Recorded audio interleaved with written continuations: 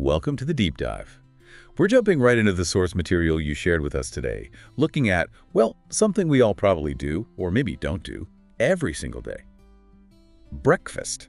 That's right. We've been digging through this stack of sources, the articles, research, your notes, all focused on this first meal. It seems simple, but it's actually pretty complex. And our mission? Our mission is to unpack it all, really. Pull out the key nuggets of knowledge, give you that shortcut on, why breakfast matters and how it looks around the world. Okay, let's start right at the beginning. The name itself. Breakfast. What's it literally mean? Well, it means exactly what it sounds like, breaking the fast. Breaking the fast. Okay, let's unpack that. Because when you think about it, sleep is basically a long period without eating. Exactly. Several hours, usually. So yeah, it's a fast. So that first meal you have, Yeah. it's literally stopping or breaking that fasting period. It's right there in the word. It's pretty straightforward, yeah. But it kind of sets the stage for how important this meal is often considered. Right. Which brings us straight to that famous phrase. Breakfast is the most important meal of the day. You hear it constantly.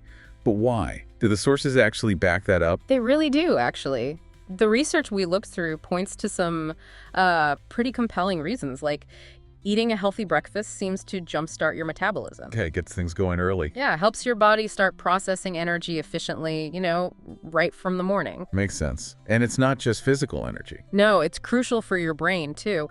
The sources really highlight how breakfast improves concentration, memory, basically giving you that mental energy you need to start the day strong. Feeding your focus.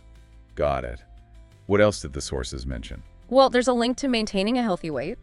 Also giving you sustained energy so you avoid that mid-morning slump. The slump. We all know that one. Right. And even longer-term things, like a potentially reduced risk of type 2 diabetes and heart disease. Wow. Okay, those are pretty substantial claims. But here's something really interesting, a key nugget from the sources.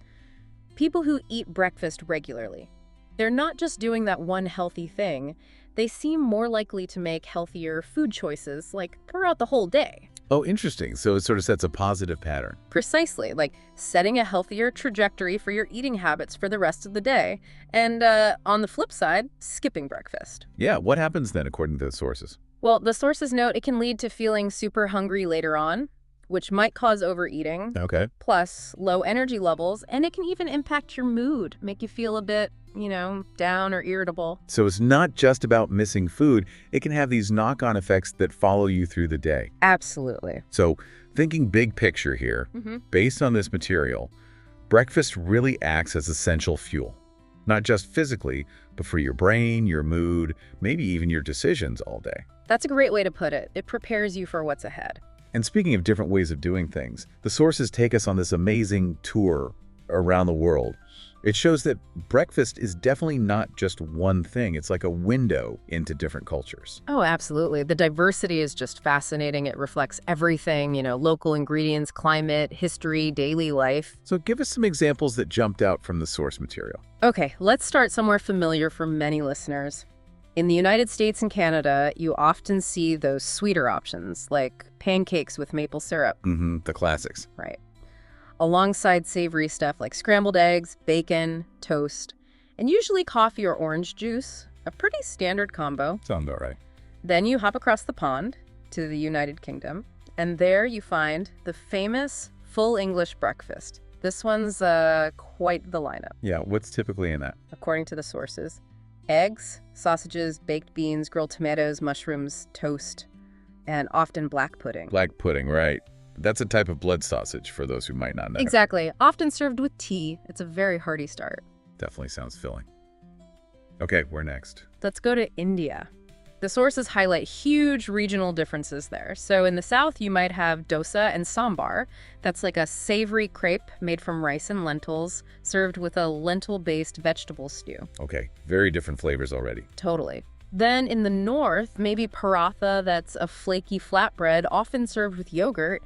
But one common thing across many regions seems to be tea and biscuits. That regional variation is key.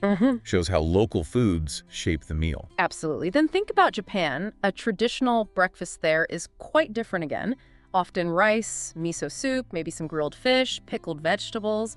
and green tea. Wow, very savory, very umami-focused to start the day. Completely different profile. Completely. And then in France, the sources describe it as much lighter, often sweet, croissants, maybe some jam, a piece of baguette, and café au lait coffee with hot milk.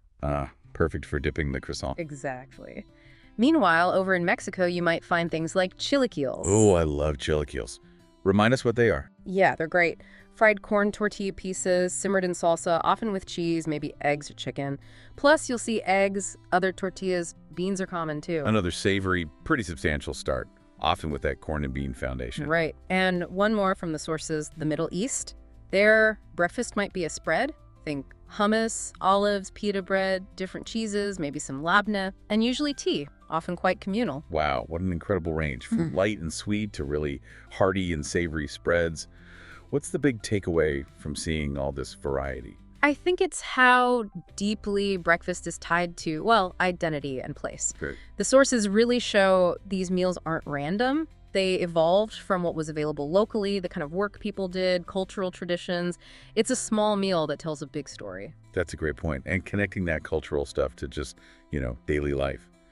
The source material also looked at how breakfast shows up in our everyday language and situations. Yeah, the practical side, think about where you actually encounter breakfast talk. Like when you're traveling, that's a big one. Definitely. At a hotel, right, you hear terms like continental breakfast. Which is usually the lighter stuff. Yeah, typically pastries, breads, cereal, fruit, coffee, juice, versus a full breakfast, which implies hot food, eggs, meat, things like that.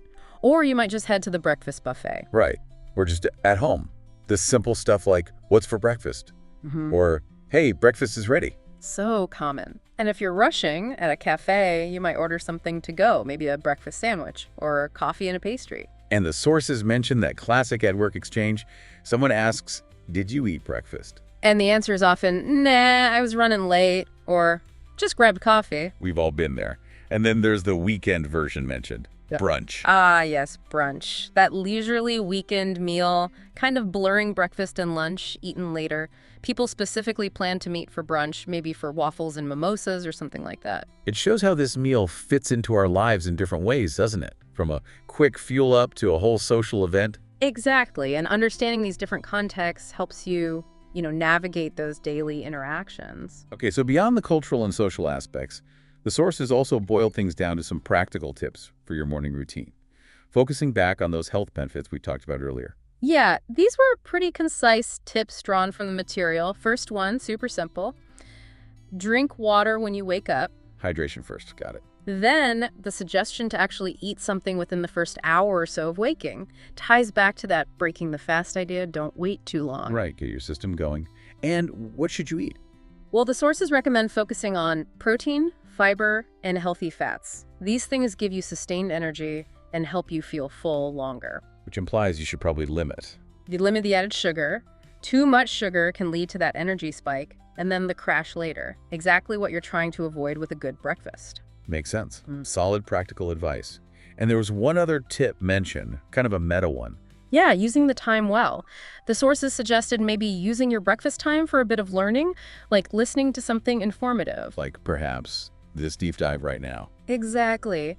Which brings us back full circle, really, to you, the listener. The source material actually poses some questions for you to think about to connect all this to your own life. Right. So take a moment and consider, what time do you usually have breakfast? Is it early, late, or do you skip it? What's your typical or maybe your favorite breakfast food? Do you generally prefer sweet things in the morning or savory? And thinking about where you live, what's considered a normal breakfast in your country or region? Just thinking about those can make all this information feel a bit more personal and more relevant to your own daily routine. Definitely. So let's pull it all together. After digging through all this source material, what's the main takeaway? What's the big insight about breakfast? I think the core message, really, from all these sources is that breakfast is genuinely more than just the first food you eat. It's a daily ritual for many. It's a really rich cultural expression, incredibly varied across the globe. And it's a significant factor for your health, your energy, your mental focus for the whole day ahead. Right. It sets the tone. We've tried to distill those key insights from the sources you shared, hopefully giving you a fresh way to think about this meal. And we want to leave you with one final thought. This comes straight from the source material.